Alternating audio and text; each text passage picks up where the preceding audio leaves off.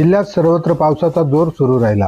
त्यातच मालेगाव येथील गिरणा नदी पात्रात काल गेलेले 12 ते 13 मच्छीमार हे पाण्याच्या प्रवाहात अडकले असल्याने प्रशासनामार्फत त्यांच्या बचाव कार्यासाठी शर्थीचे प्रयत्न सुरू होते।